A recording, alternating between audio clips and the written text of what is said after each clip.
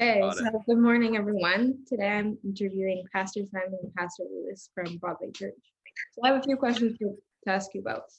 So question one is, what would you say to someone that was asking, why would a loving God send people to hell? So Pastor Simon, why don't you start us off? Oh, Annalise, thank you. Why would a loving God send someone to hell? You know what? Oftentimes we talk about God's holiness and his lovingness and his goodness, but it seems rarely we talk about his justice. And so I believe that a just God, he disciplines those he loves, and he follows through on his commitments and to consequences. And so I think a loving God sends people to hell based on his justice. Okay. Anything to add, Pastor Lewis? Yep, I got lots to add. uh, Actually, there's a story that I always tell when it comes to this, and I heard this. This is not an original story. I heard it from someone, but it was the best description of for this question. And he said, "So picture yourself, Annalise. Picture a boy really liked you, and Come on.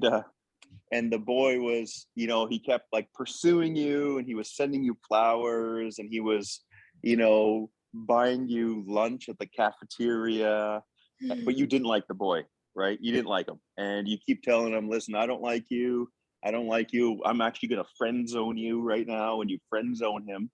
And then but he still won't go away. And then he comes up to you and he says, I'm going to force you to love me. Can he force you to love him? No, he can't force you to love him. And it's the same. Well, why can't he force you to love him? Because love, by definition, needs to be a choice. You need to choose to love someone. So it's the same with God. God pursues people.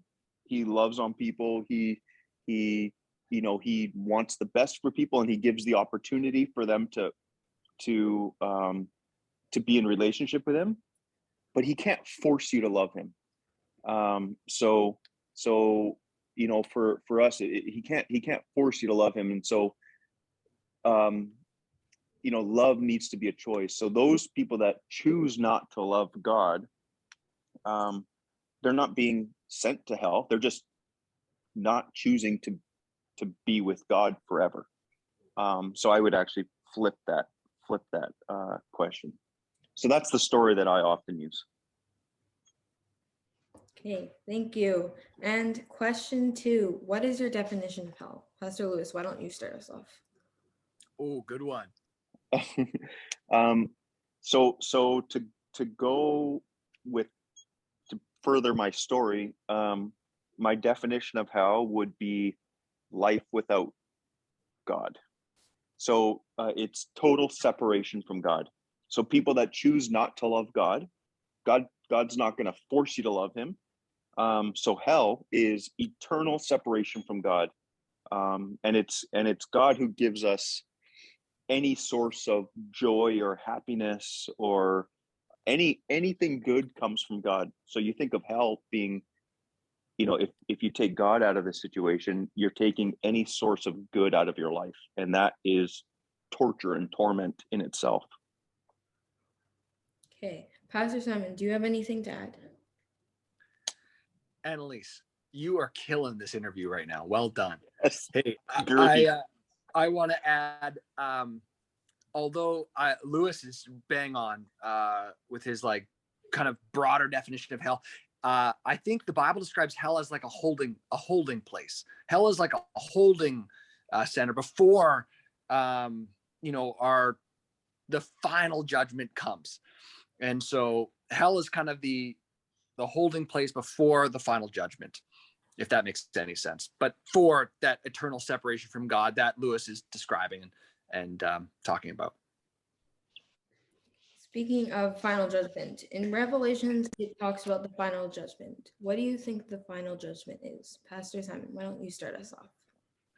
Ooh, good one. There's kind of two schools of thought. Some people think it's like this like annihilation where it's like you just don't exist anymore, like you're donezo. Your soul ceases to be fully annihilated, final judgment, boom. And then some people think another school of thought is like, no, you go into like eternal suffering. And so I'm no expert. All I know is those are the schools of thought. I've yet to determine where I weigh in. And frankly, both are terrible options.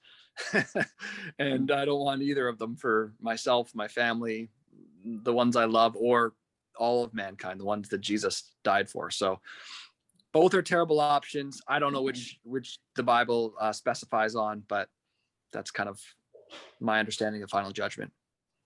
Pastor Lewis, do you have anything to add to that? Yeah, I would just add, the final judgment is, the scripture teaches that the wages of sin is death. Ooh, scripture, Lewis? You go to scripture? Wow. Yeah, So pastoral of you. And so the final judgment is the weighing in of that, for those people that have not accepted God's forgiveness into their life. There's judgment for them, and that is eternal separation from God. But there's also a sort of judgment for Christians as well. First Corinthians chapter 3 talks about how even as Christians, the things that we have done will be judged. So we're not being judged for our sin because that's been forgiven, but our deeds will be judged, and we will be we'll be given rewards for the things that we've done on the earth. So it's a different than a sin judgment. It's more, it's testing what we've done here on earth and rewarding us accordingly in heaven. So I want to say thank you so much, Pastor Simon and Pastor Lewis, for helping me with my CP project. And thank you both for letting me interview you. It's been a pleasure. Thank you, Annalise, for these in-depth questions. You are a great interviewer, by the way, Annalise. Yeah. Excellent interviewer. I think your teacher should give you good marks. And I think your dad should give us free coffee for the next week. I agree.